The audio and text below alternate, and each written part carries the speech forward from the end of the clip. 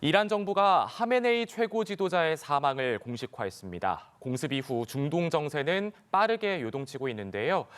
정한범 국방대학교 교수와 함께 자세한 내용 짚어보겠습니다. 교수님 어서 오십시오. 예, 안녕하세요. 네, 우선 이란 당국이 그동안 부인을 하다가 하메네이 최고 지도자의 사망을 공식화했습니다. 이 하메네이는 1989년부터 이 신정체제의 정점에 서 있었던 인물인데 어쨌든 공습으로 사망을 하면서 정권 혼란은 계속될 걸로 보입니다. 이게 뭐 이란의 권력 구조 또는 중동 외교 지역에도 상당한 파장이 있을 것 같아요. 그렇습니다. 일단 이란이라고 하는 나라 자체가 굉장히 중동 지역에서 비중이 큰 나라죠. 이제 민족적으로는 아랍 민족은 아닙니다만 이슬람 지역에서는 사우디아라비아와 이란이 이제 양대축이라고 할 수 있는데요. 네. 특히 이제 이 시아파의 종주국 같은 역할을 하고 있고요. 이란을 중심으로 해서 많은 이 중동의 이 혁명 세력들이 있는데, 뭐 우리가 이제 최근까지 잘 알고 있는 가자 지구에 이 팔레스타인 조직도 있고요.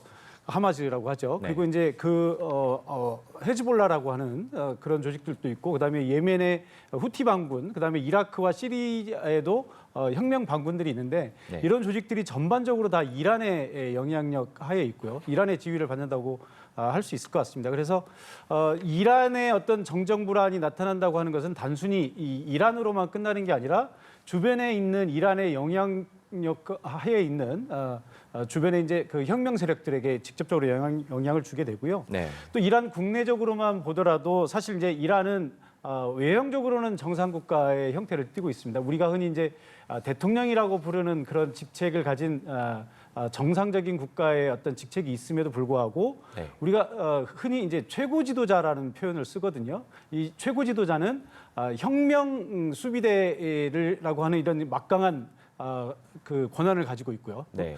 실제 정규군보다 더 막강한 군이 이제 혁명수비대인데, 이것이 이제 이 최고 지도자 밑에 있고요.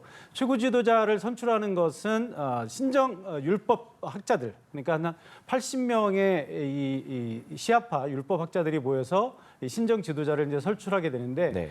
이 신정 지도자는 뭐 거의 종신에 가까운 권력을 절대적으로 누리게 됩니다. 이게 이제 호메이니가 1979년에 이슬람 혁명을 일으켜서 이슬람 공화국을 만든 이래로 계속해서 이 최고 지도자가 대통령과 같은 이제 정규 지도자보다 훨씬 더 강력한 영향력을 가지고 있었는데, 네. 이런 절대 지도자가 사라졌다고 하는 것은 이란 내에 대혼란을 가져올 수 있다라고 하는 측면에서 굉장히 지금 위험한 상황이다라고 볼 수 있을 것 같습니다. 네, 사실 이란에 대한 공격이었지만 또 이란의 영향권에 있는 그런 어떤 중동 정세에 있는 나라들에게까지도 이게 영향이 불가피하다 이렇게 정리를 해주셨는데, 사실 지금 미국이 계속 보면 이렇게 다른 나라들에 대한 공습을 강행을 하고 있어요. 근데 이제 그런 상황에서 이렇게 하메네이 제거가 가능했던 이 미국이 이렇게 공습을 할 수 있었던 구체적인 작전 방식과 또 정보 확보를 또 어떻게 했던 걸로 보입니까?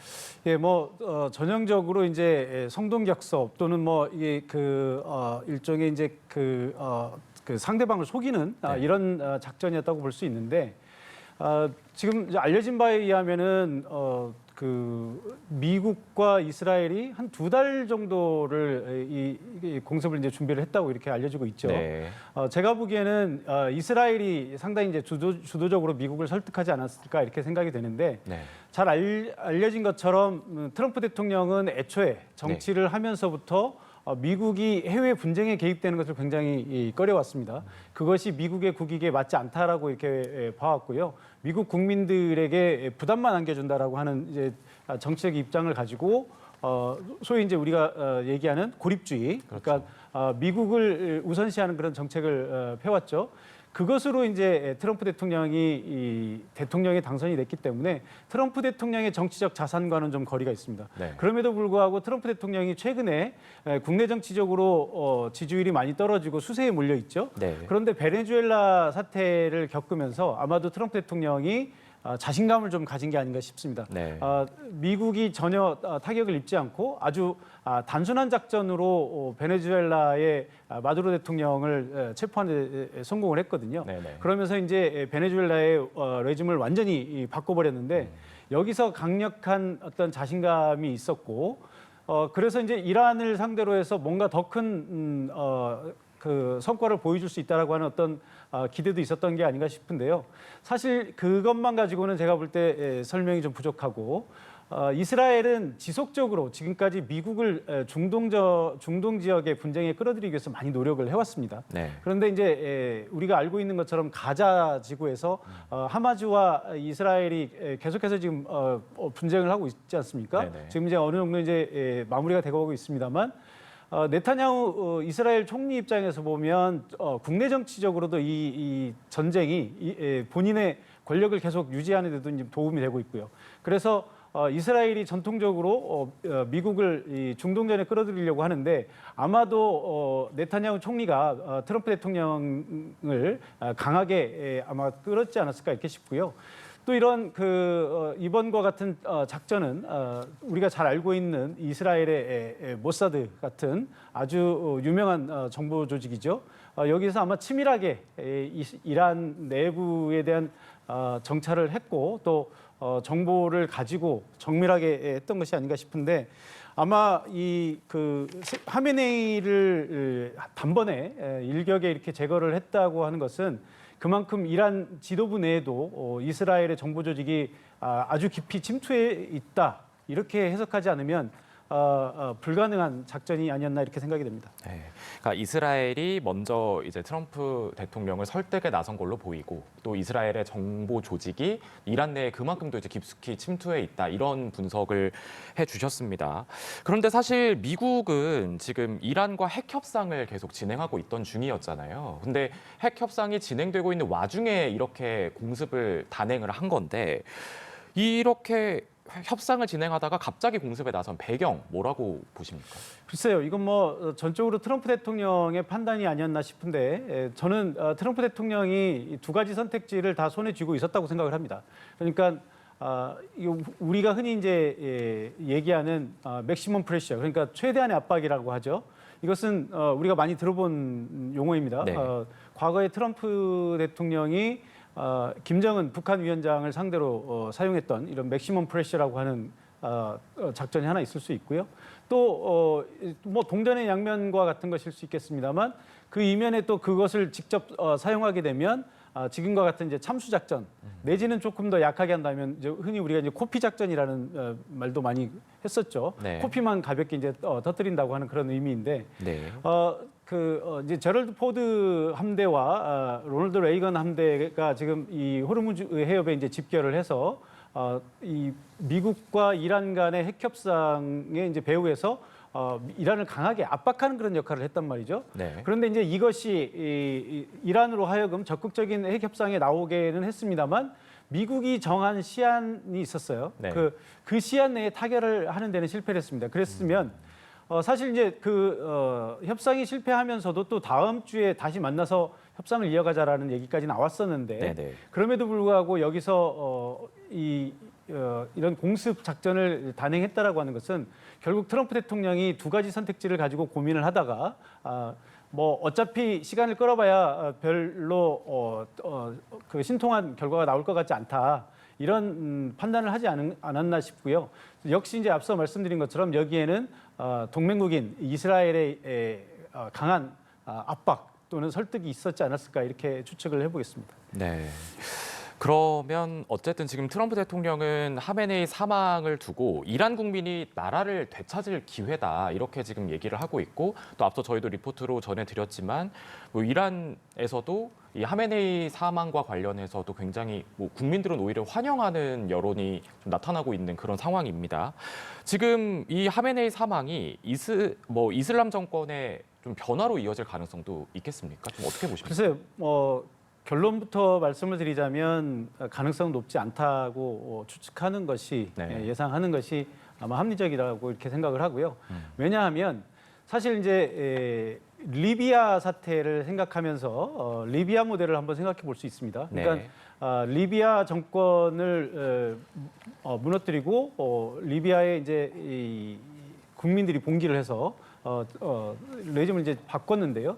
그 경우 리비아의 경우는 사실 이제 일종의 실패한 국가. 네. 그러니까 정부나 레짐 자체가 그렇게 공고하지 못했던 거죠. 네. 근데 이란은 리비아하고는 완전히 상황이 다른 나라입니다. 그러니까 중동에서도 가장 강력한 레짐을 구축하고 있는 나라 중에 하나고요. 네. 아까도 말씀드렸습니다만 중동 지역을 양분하고 있는 사우디아라비아와 이란이 이렇게 양분하고 있을 정도로 막강한 국내 권력을 구축하고 있고 또 국제적인 영향력도 막강하다고 할 수 있죠. 네. 그러면 자 이제 이란 국내에서 어떤 그 민중 분기를 통해서 레짐 체인지가 된다면 트럼프 대통령이 생각하는 가장 이상적인 답이 될 수 있을 겁니다. 앞서서 말씀드렸듯이 트럼프 대통령은 미국이 해외 분쟁에 개입하는 것을 원치 않기 때문에 뭐 육군을 동원해서 이란을 점령한다거나 이런 시나리오는 아직 고려하지 않고 있다고 생각을 합니다. 네. 그렇다면 미국은 이제 공습 같은 정도로 끝나는 것이고 결국 레짐 체인지가 이루어지려면 이란 국내에서의 어떤 혁명의 분위기가 일어나야 되는데 일단 민중분기가 일어나려면 그만큼 충분한 어떤 그 단순히 모이는 군중이 아니고 충분히 조직화된 민중 세력이 필요한데 네. 이란의 현재 민중 세력들은 그렇게 조직화되어 있다라고 얘기할 수 없고요.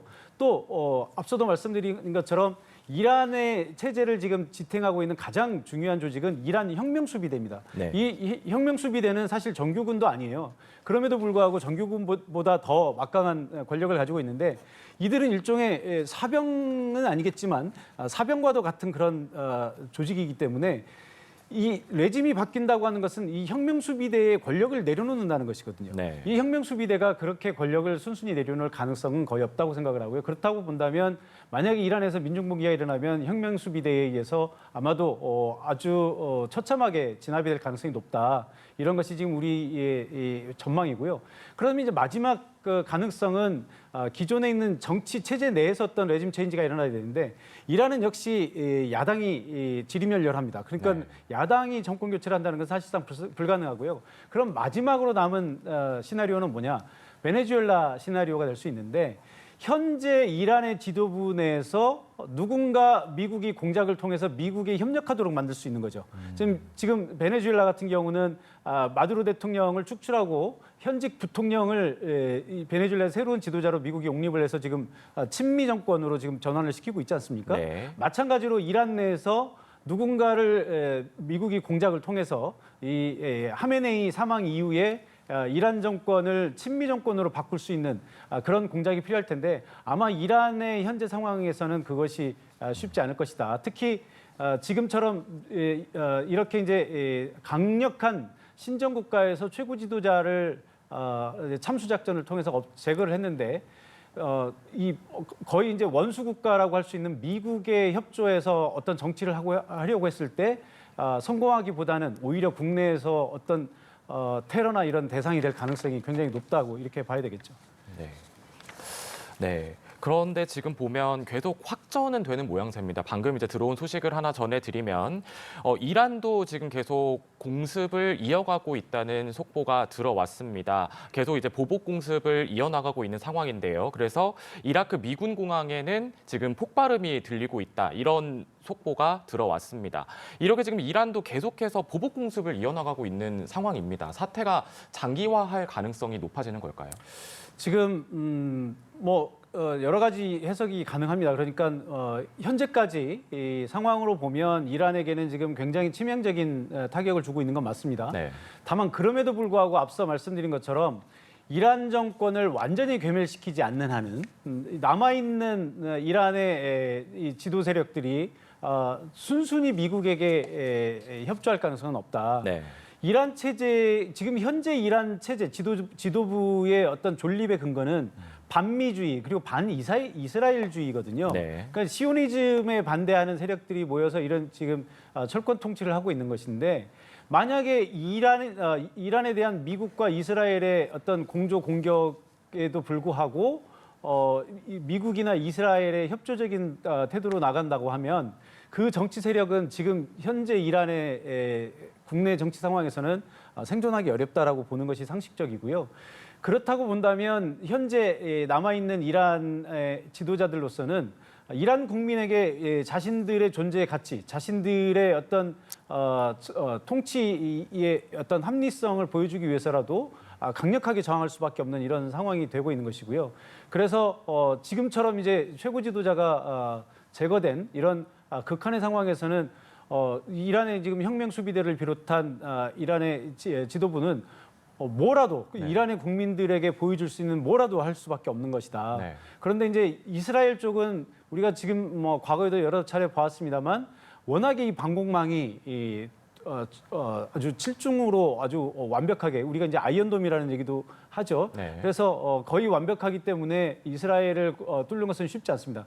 그럼에도 불구하고 이쪽 반대쪽에 이라크라든지 바레인, 카타르 이런 쪽에 지금 현재 미군 기지들이 많이 있는데 이쪽은 오히려 이 이란의 집중적인 타깃이 될 가능성이 높다. 지금 이렇게 보고 있는 것이죠. 네.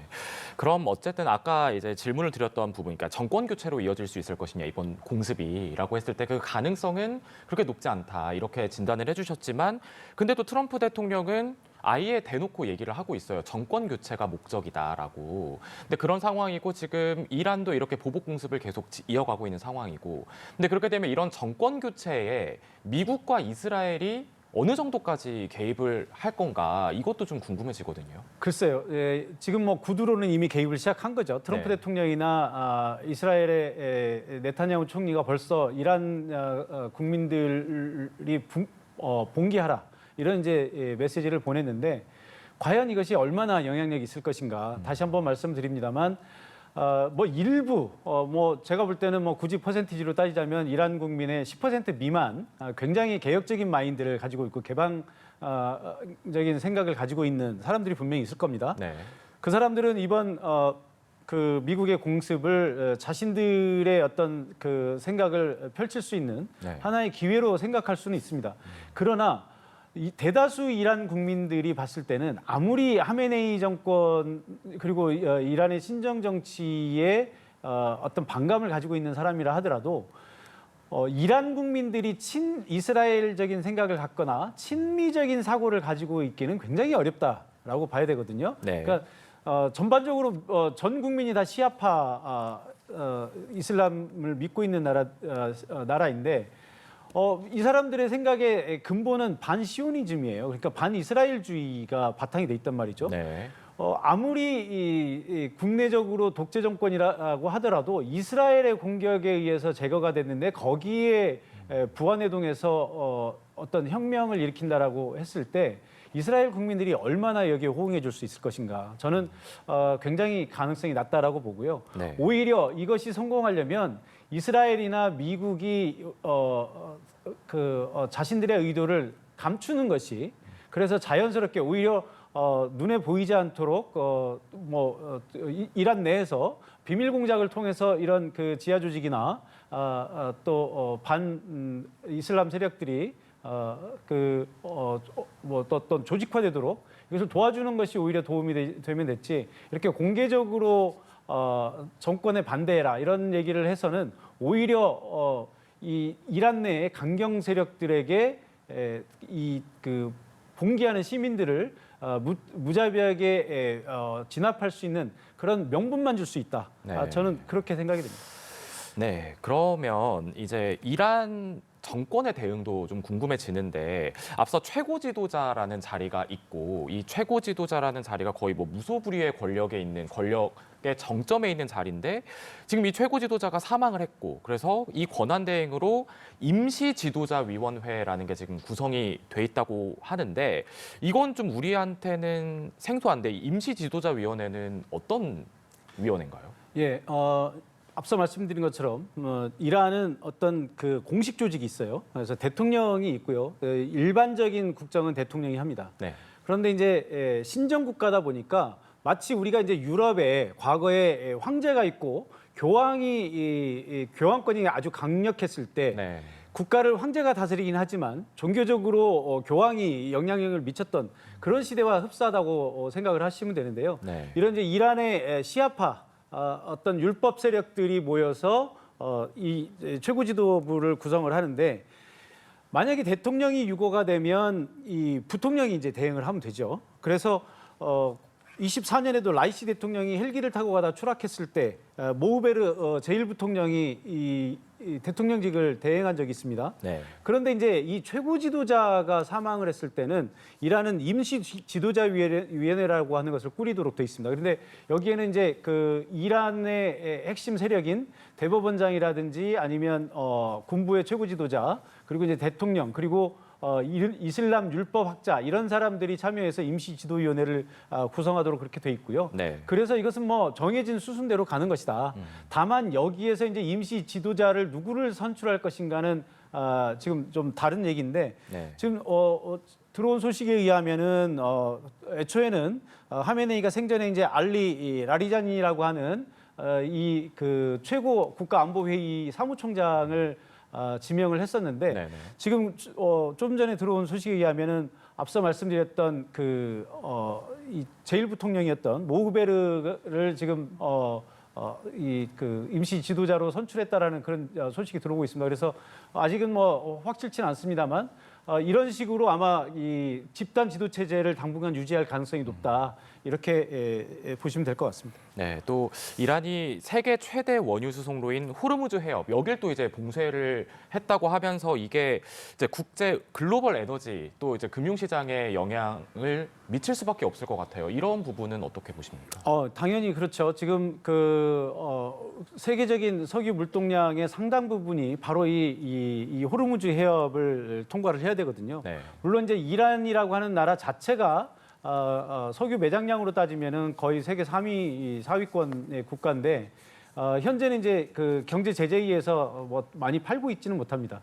그럼에도 불구하고 이 이란과 이 사우디아라비아 사이, 이 아라비아 반도 요 사이에 한 폭이 굉장히 좁은 33km밖에 안 되는 굉장히 좋은 이 해협이 있는데 네. 여기가 이제 바로 호르무즈 해협이라고 이렇게 부르죠. 그래서 이 이란 바로 건너편에 이제 아랍에미리트가 있고요.